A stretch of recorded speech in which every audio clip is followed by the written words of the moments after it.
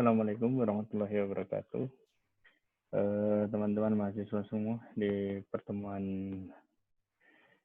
hari ini kita akan belajar tentang bagaimana pengumpulan dan pengolahan data. Jadi sebagai informasi, data itu adalah kumpulan informasi. Jadi kumpulan informasi itu disebut dengan data. Nah, kemudian untuk pembagian data berdasarkan apa itu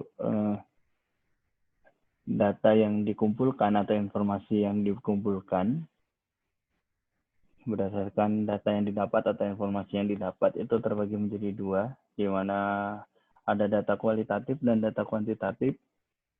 Data kualitatif itu contohnya jenis kelamin, warna kesayangan, asal suku, kemudian asal wilayah, dan lain-lain. Jadi apa yang didapatkan itu dalam bentuk bukan angka, itu data kualitatif. Sedangkan data kuantitatif itu ada data diskrit dan data kontinu. Data diskrit itu jumlah mobil, jumlah staf, jumlah TV. Jadi memang datanya itu tidak akan berubah. Nah, sedangkan kalau data kontinu itu seperti berat badan, jarak kota, luas halaman, itu dia bisa berubah atau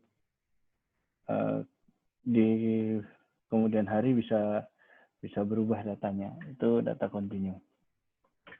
Nah, selanjutnya berdasarkan cara pengambilan datanya, itu ada data primer dan data sekunder. Jadi berdasarkan cara mengambil sumber datanya, jadi berdasarkan sumber datanya itu ada data primer dan data sekunder, di mana data primer itu ada wawancara langsung, wawancara tidak langsung, dan pengisian kuesioner. Jadi kita langsung mendapatkan data itu dari sumbernya langsung. Sedangkan data sekunder itu data yang kita dapatkan dari pihak lain.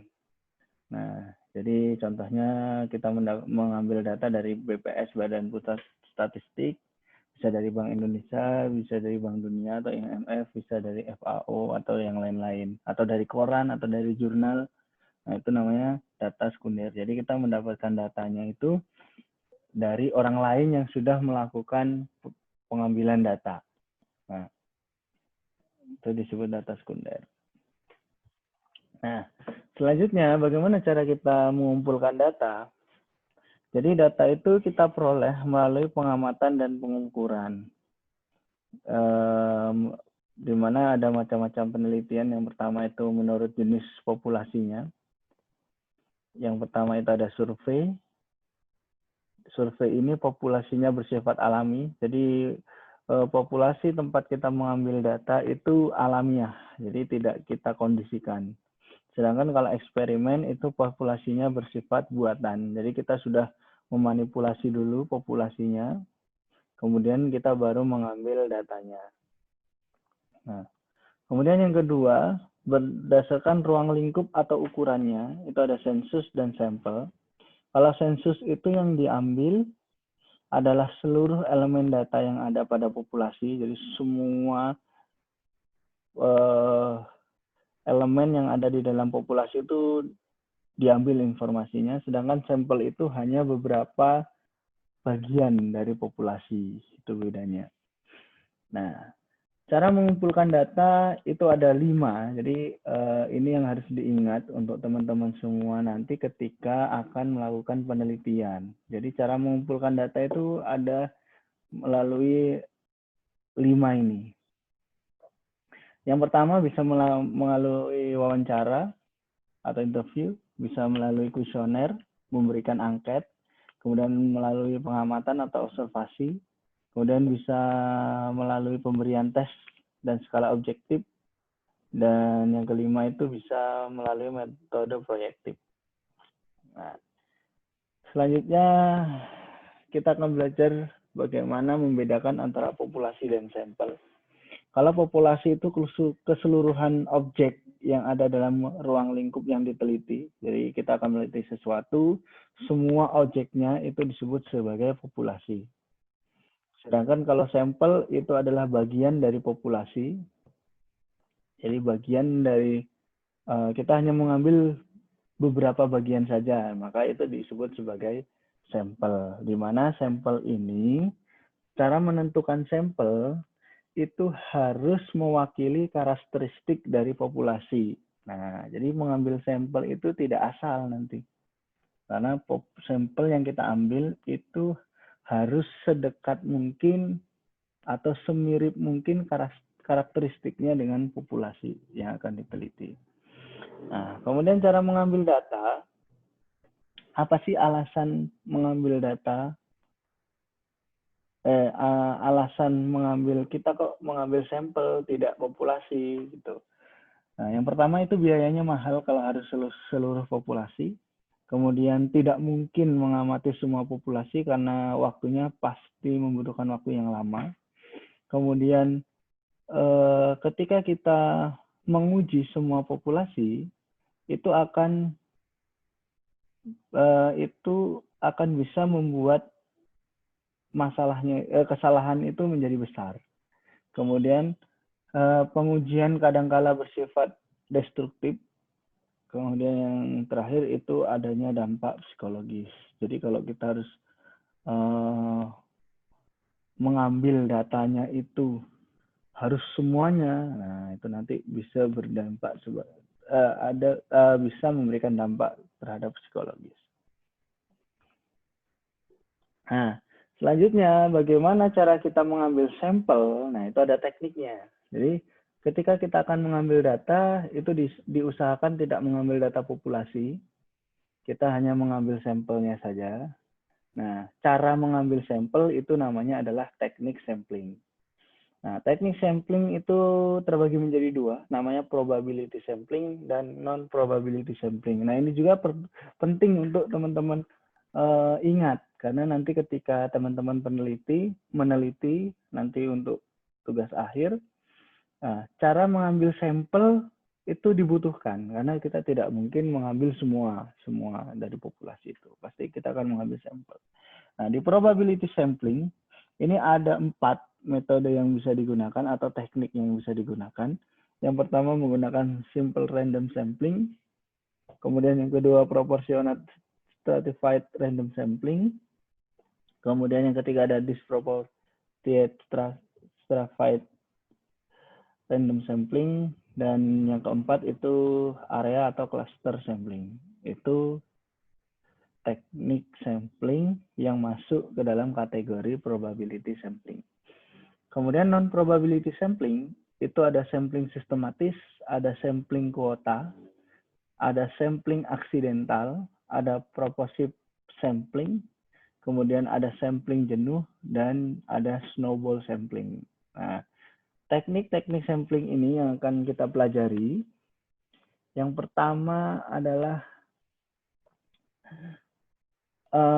apa perbedaan non-probability sampling dengan probability sampling. Yang pertama, non-probability sampling itu tidak memberikan kesempatan yang sama bagi anggota populasi untuk dipilih.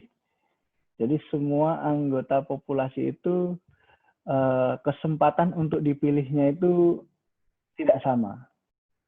Sedangkan kalau probability sampling itu peluang anggota populasi untuk dipilih itu sama. Nah, jadi kalau non-probability sampling tadi, anggota populasi untuk dipilih itu kesempatannya beda. Tapi kalau probability sampling, setiap anggota populasi untuk dipilih itu sama peluangnya. Kemudian, kalau non-probability itu tidak menggunakan rumus untuk mencari besar sampel yang akan dipilih. Sedangkan kalau probability sampling itu menggunakan rumus untuk menentukan besar sampelnya.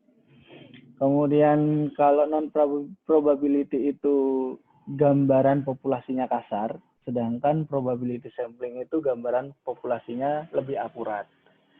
Nah, kemudian tidak dimaksudkan untuk generalisasi kalau non-probability sampling. Jadi di kesimpulannya nanti tidak menjadi kesimpulan untuk populasinya. Karena ada karakteristik yang tidak, karena tadi kesempatannya untuk anggota dipilih itu tidak sama, jadi tidak mungkin itu menggambarkan semua anggota populasi. Sedangkan kalau probability sampling itu bisa secara umum, nanti kesimpulan akhirnya sampel itu, karakteristik sampel itu bisa disimpulkan sama dengan karakteristik populasi kalau menggunakan probability sampling. Kemudian sampel tidak representatif. Kalau probability tadi sampelnya representatif terhadap populasinya. Kemudian yang keenam itu non-probability itu tanpa menggunakan konsep peluang, sedangkan probability sampling itu menggunakan konsep peluang. Kemudian yang ketujuh, deskriptif, analisisnya hanya analisis deskriptif, tidak menggunakan uji statistika, itu kalau non-probability sampling, jadi tidak diwajibkan menggunakan uji statistika. Sedangkan kalau probability sampling, itu ada uji statistikanya. Jadi harus analisisnya itu harus menggunakan uji statistika. Nah, untuk probability sampling, cara pengambilan sampelnya itu bisa menggunakan undian atau menggunakan tabel bilangan acak. Itu perbedaan antara non-probability sampling dengan probability sampling. Teknik untuk mengambil sampel. Nah, yang probability sampling tadi ada 4, di mana simple random sampling atau sampling acak sederhana. Di sini yang paling utama antara non-probability sampling dan probability sampling itu yang paling utama digunakan untuk pengambilan sampel itu adalah probability sampling. Kenapa? Karena dengan probability sampling itu akan memberikan gambaran populasi yang akurat. Karena syaratnya tadi sampel itu harus merepresentatifkan populasinya. Gimana probability sampling tadi? Yang pertama ada simple random sampling. Pengambilan sampel dari populasi dilakukan secara acak tanpa memperhatikan tingkatan yang ada dalam populasi. Jadi ada populasi berapa? Misalkan dalam satu kelas ada 40 orang, kita hanya mengambil 20 misalkan. Nah, itu acak. Kita ngambilnya acak saja. Nah, itu simple random sampling.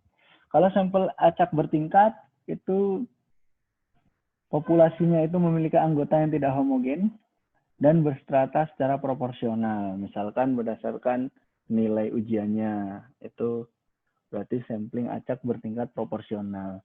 Kita hanya mengambil yang nilainya besar, atau kita yang mengambil yang nilainya kecil, jadi diurutkan dulu. Nah, sedangkan sampel acak bertingkat tidak proporsional, itu populasinya itu bertingkat tetapi tidak proporsional. Proporsional itu pembagiannya sebanding. Nah, kalau tidak proporsional itu berarti pembagiannya tidak sebanding. Nah, kemudian area sampling. Nah, kalau area sampling itu biasanya objek yang diteliti itu sangat luas. Misalkan penduduk suatu negara, provinsi, atau kabupaten. Jadi hanya dipilih area-area tertentu saja. Nah, itu kalau untuk penelitian yang menggunakan area yang sangat luas. Nah, kemudian bagaimana kita menentukan ukuran sampel? Ukuran sampel itu tergantung pada karakteristik populasi, yang kedua besarnya populasi, dan yang ketiga adalah variasi data populasi. Jadi untuk menentukan ukuran sampelnya pada probability sampling tadi, di kriterianya adalah karakteristiknya, kemudian besarnya, dan variasi datanya.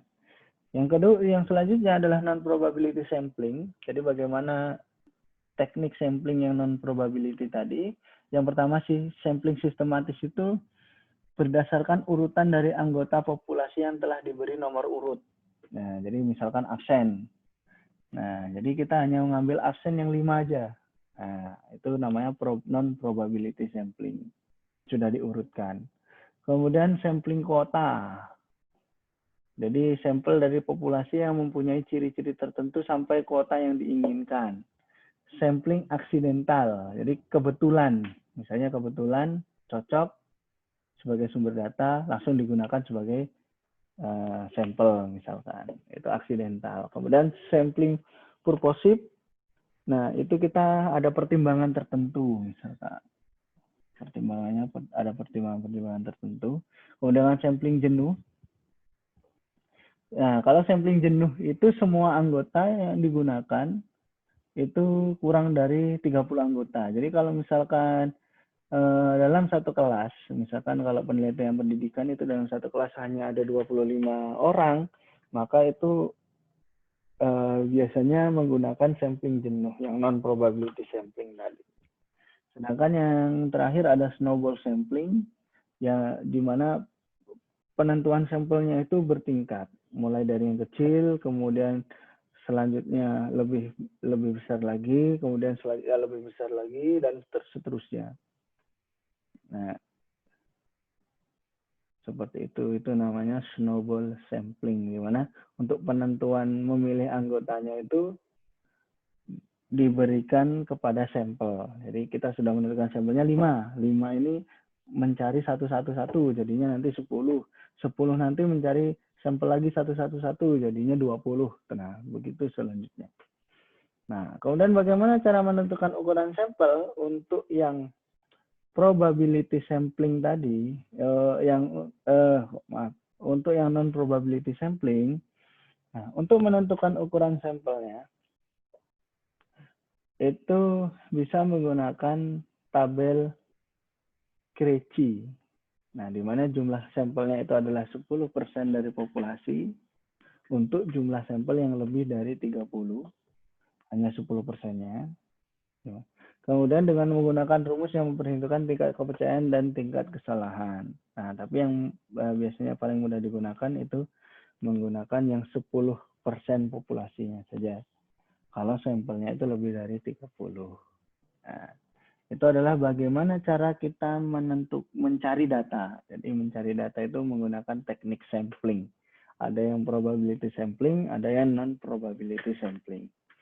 Nah, selanjutnya setelah kita mengumpulkan data atau mencari data, maka yang selanjutnya adalah penyajian data. Jadi data yang kita dapatkan itu harus disajikan.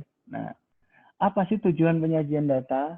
Penyajian data itu tujuannya hanya untuk mempermudah pemahaman, agar mudah dipahami, agar menjadi lebih sederhana.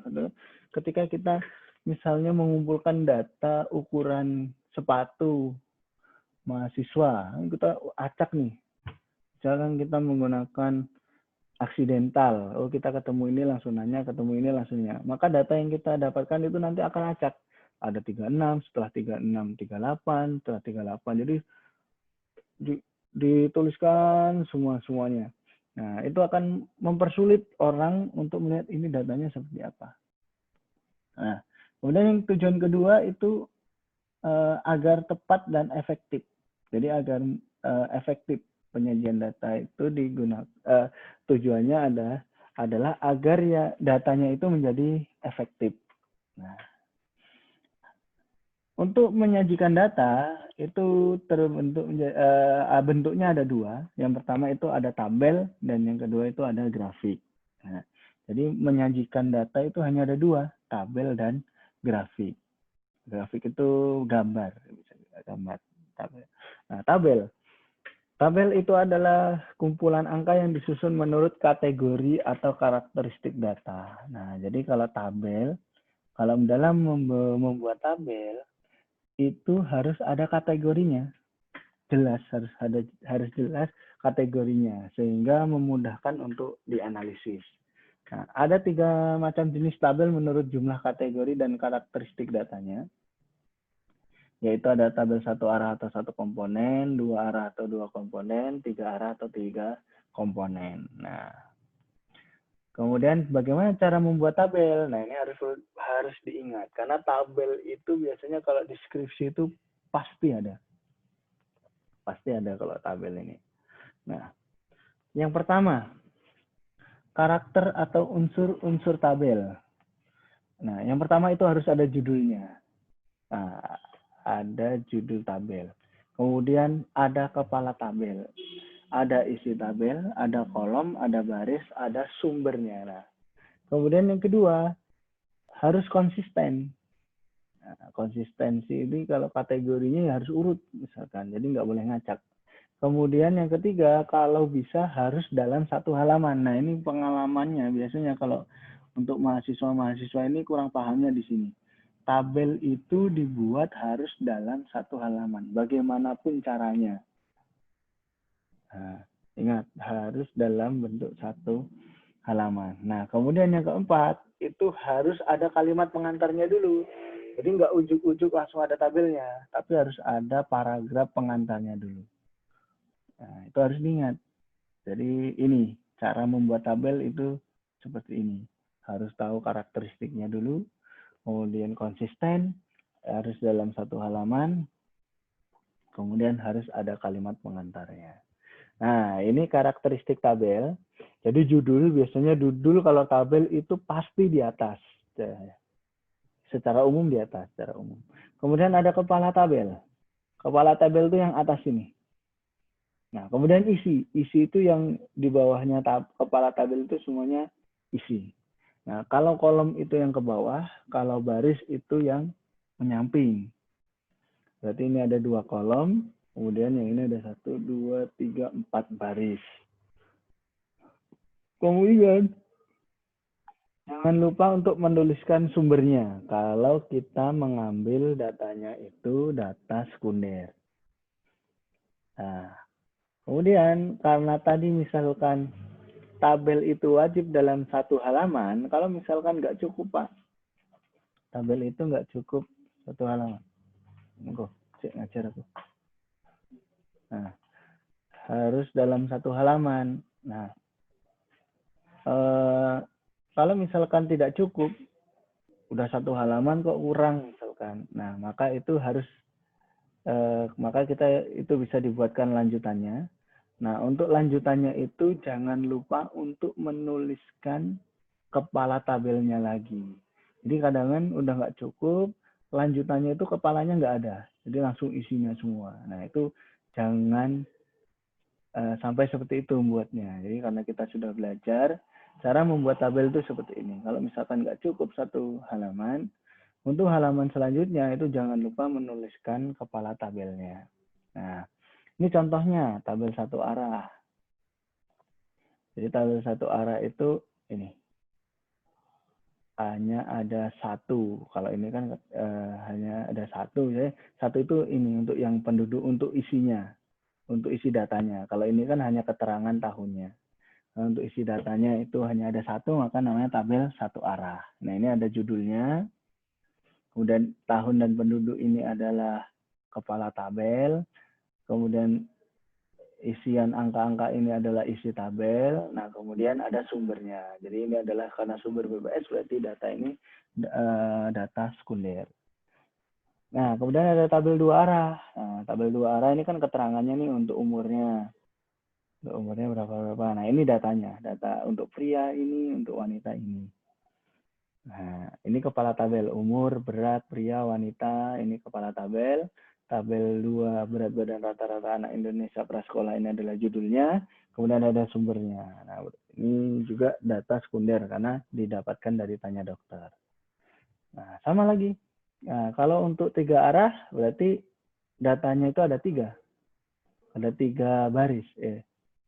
3 baris. Nah, ini keterangannya, karena wilayah Jawa, luar Jawa, ini datanya. Nah, ini kepalanya, ini judulnya, ini ada sumbernya. Nah, harus diingat. Jadi cara membuat tabel, karena kita sudah belajar, harus seperti ini, jangan sampai salah. Harus ada tabelnya, harus ada kepalanya. Nah, harus ada sumbernya kalau misalkan itu didapatkan dari data sekunder. Nah, kemudian yang selanjutnya setelah tabel itu ada grafik. Grafik itu adalah penyajian data dengan grafik. Itu biasanya lebih komunikatif karena dalam bentuk gambar. Nah, jenis-jenis grafik itu ada 5, ada grafik batang, grafik garis, ada grafik lingkaran, ada grafik gambar, dan ada grafik peta. Nah, cara membuat grafik, kalau misalkan itu untuk grafik, yang pertama itu harus paham dulu karakter karakteristik grafik. Di mana karakteristik grafik itu, kalau judul grafik itu di bawah, jadi ingat, secara umum judul grafik itu dituliskan di bawah. Kalau tabel, judul tabel tadi dituliskan di atas. Nah, ada variabel Y, ada variabel X, misalkan grafiknya itu dalam bentuk bukan gambar tapi dalam bentuk grafik. Kemudian ada catatan apabila perlu, misalkan ada garis biru ini apa, ada garis merah itu apa, garis hijau itu apa. Nah, itu perbedaannya seperti itu, harus diingat. Nah, kemudian harus konsisten. Nah, jadi kalau misalkan konsisten tuh misalkan sumbu Y-nya ini tebalnya seperti ini. Nah, X-nya nanti lebih tebal, nah itu salah. Nggak konsisten, harusnya tebalnya sama. Nah, kemudian ini perlu diingat lagi kalau grafik itu dalam satu halaman, tapi biasanya jarang ada kesalahan untuk grafik. Nah, yang sering itu adalah ini gambarnya, tapi judul grafiknya nanti di halaman selanjutnya. Nah, itu salah. Jadi harus dalam satu halaman. Kemudian yang keempat juga harus ada kalimat pengantarnya. Nah, ini penting. Harus ada kalimat pengantarnya lagi. Nah, selanjutnya kita belajar apa itu grafik. Yang pertama adalah grafik batang. Grafik batang itu ada macam-macamnya lagi. Ada batang tunggal, berganda, komponen berganda, persentase komponen berganda, ada berimbang neto. Nah, ini tunggal. Jadi ininya cuma sendiri-sendiri tunggal. Nah, ini sumbu X, ini sumbu Y, ini ada judul grafiknya. Yang ini nggak ada keterangannya. Nah, yang ini berganda, jadi ini dalam satu keterangan sumbu X ini ada lebih dari satu grafik. Nah, ini namanya grafik batang berganda. Nah, ini ada keterangannya, ada catatannya. Ini sumbu X, sumbu Y, sumbu X. Ini ada judul grafik. Nah, kalau ini komponen berganda, jadi komponennya itu dia dari satu, tapi untuk keterangan untuk catatannya ada lebih dari satu dalam satu grafik. Nah, ini namanya grafik komponen berganda. Kemudian kalau persentase komponen berganda, ini sumbu Y-nya itu biasanya pasti dalam bentuk persentase, karena namanya persentase komponen berganda. Kalau berimbang neto itu ada plus minusnya untuk sumbu X-nya. Jadi biasanya untuk data-data tentang ekonomi atau data-data tentang ada yang kelebihan atau kekurangan. Nah, ada data kelebihan dan kekurangan biasanya menggunakan grafik batang berimbang neto. Kalau atau untung rugi, nah, itu grafik batang berimbang neto. Kemudian ada grafik garis. Grafik garis itu ada 5 juga. Tunggal, berganda, komponen berganda, persentase komponen berganda, dan berimbang neto. Ini garis tunggal, jadi garisnya cuma satu. Garis berganda itu garisnya ada lebih dari satu. Kemudian komponen berganda itu sama. Ini komponen berganda. Kemudian biasanya komponen berganda dengan garis berganda itu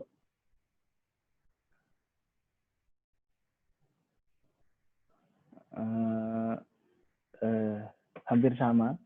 Kemudian kalau persentase komponen berganda itu sama, menggunakan persen. Kemudian kalau grafik garis berimbang neto itu dia juga sama seperti yang batang. Jadi bedanya hanya yang batang dirubah menjadi garis. Nah, kemudian ada diagram lingkaran atau grafik lingkaran atau diagram. Nah, itu biasanya datanya itu dalam bentuk persen. Jadi harus diingat kalau untuk membuat diagram lingkaran itu datanya harus dalam bentuk persen. Nah, karena nanti biar mudah untuk membagi bagian-bagian dalam lingkarannya. Ini ada judul, ini ada isi grafiknya, dan ini ada catatannya. Kemudian ada kartogram atau grafik peta. Dia dalam bentuk peta, biasanya untuk geografi, untuk menyatakan kerapatan populasi. Nah, ini ada judulnya, kalau ini pakai gambar, dan ini ada gambarnya. Jadi biasanya kalau gambar nggak ada catatannya. Nah, ini piktogram, itu grafik menggunakan gambar. Jadi untuk ini datanya itu dalam bentuk gambar. Ini gambar orang, ini untuk populasi biasanya. Kemudian ini ada gambar hewan. Nah, ini juga untuk menentukan jumlah hewan. Biasanya ada keterangannya nanti untuk satu gambar ini berapa. Satu gambar itu 1000 atau berapa. Nah, biasanya untuk piktogram harus ada keterangannya itu. Contohnya yang ini untuk satu hewan itu 100. Nah, jadi kalau ada 2 berarti 200, kalau ada 3 300. Itu piktogram. Nah, mungkin sekian untuk pertemuan kita pada hari ini. Silakan nanti di chat di grup bisa kita diskusikan kalau ada yang ingin ditanyakan. Dan untuk tugas teman-teman semua, silakan mencari contoh. Silakan buat tabel atau cari contoh, kemudian dibuat tabelnya. Dan yang kedua, silakan cari contoh dan buat grafiknya. Jadi harus sesuai dengan apa yang saya jelaskan tadi. Dan yang dikumpul itu contoh dan dibuat tabel dan grafik. Kemudian untuk tugas yang tidak dikumpulkan, silakan baca tentang distribusi frekuensi. Mungkin sekian yang bisa saya sampaikan. Kurang lebihnya saya mohon maaf. Saya Wassalamualaikum warahmatullahi wabarakatuh.